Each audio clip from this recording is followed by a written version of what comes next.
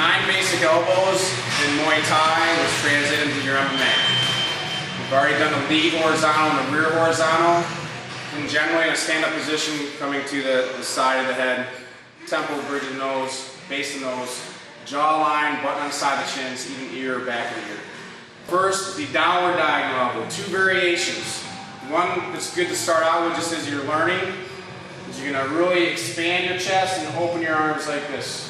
And it's like your chest is further than your arms. It's a good stretch.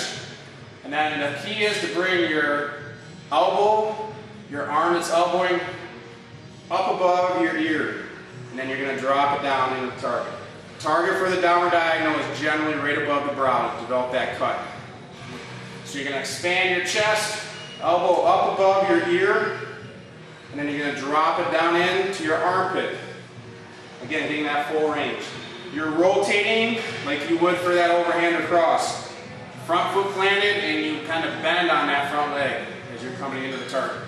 Expand that chest, lead hand or cover hand to the middle of your forehead or to your opposite temple, and drop it down in. So rear downward diagonal.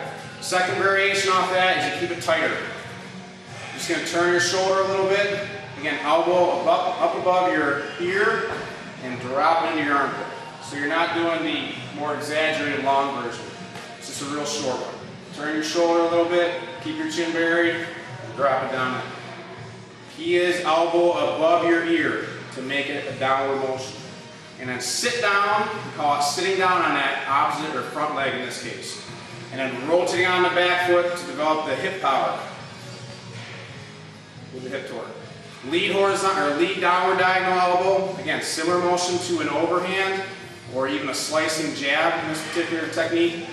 Again, we can do the long version. Good way to start the technique. Open it up, chest expands, elbow up over the ear and drop it into the opposite armpit. Chest expands, drop it into the opposite armpit.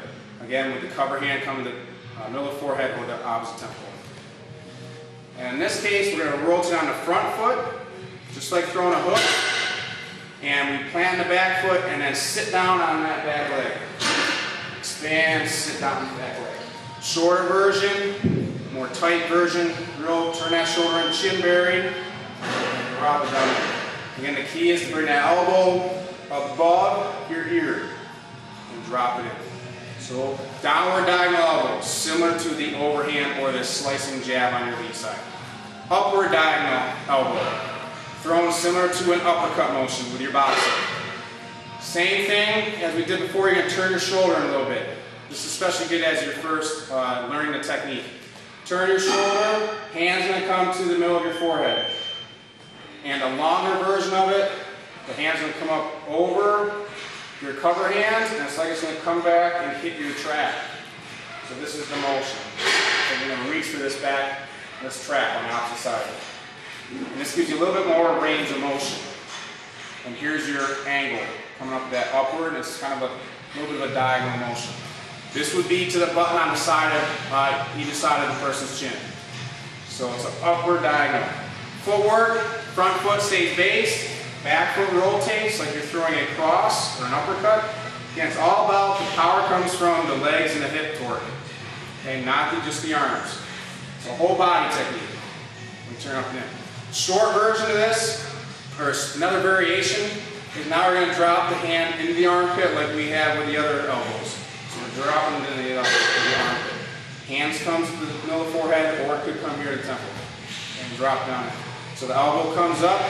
At a little bit of an angle, upward motion, hand elevates, and then the hand is just going to be replaced with the elbow. And drop it. Lead horizontal or upward diagonal elbow. Same thing. Turn your shoulders a little bit, bury your chin as always, and any striking. And then this long version is up over the arm and touching your opposite trap. Up over the arm, touching your opposite trap. Elbow leaves, hand hits that opposite trap, hand cover.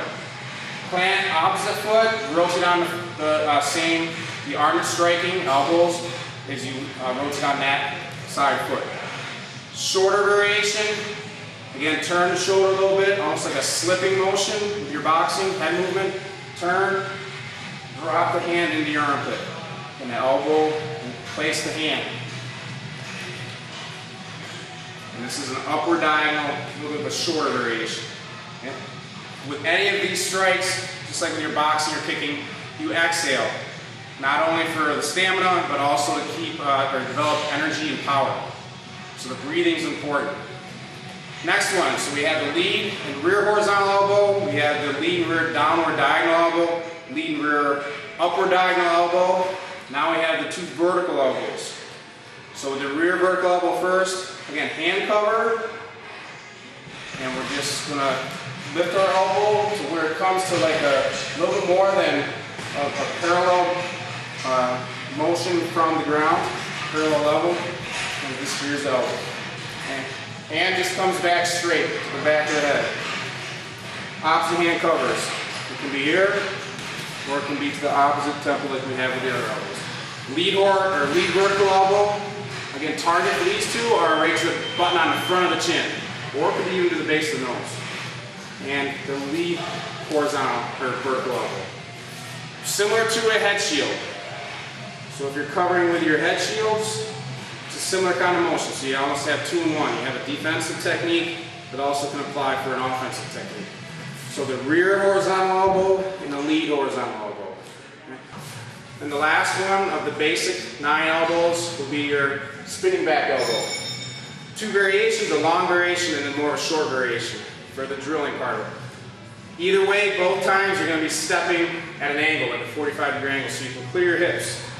So whatever stance you're in, MMA, a little bit more open with tie, you're going to step at an angle with your lead foot, which is going to clear your hip, which allows you to come through with the elbow, which gets to your target quicker. So I step forward to step at a 45-degree angle. That'll clear my hip. Next part of the technique is you're going to use your opposite hand. This is a rear spinning back elbow. The opposite hand comes to protect your head. So as I'm spinning through, this hand will be right here to protect. Just in case his timing's better and he's throwing something before I get my elbow in. So this is the first 2 parts of the technique. Step and hand cover. The elbow, as I come through, you want to think that your elbow is going to be, your bicep and your forearm will be as tight together as possible.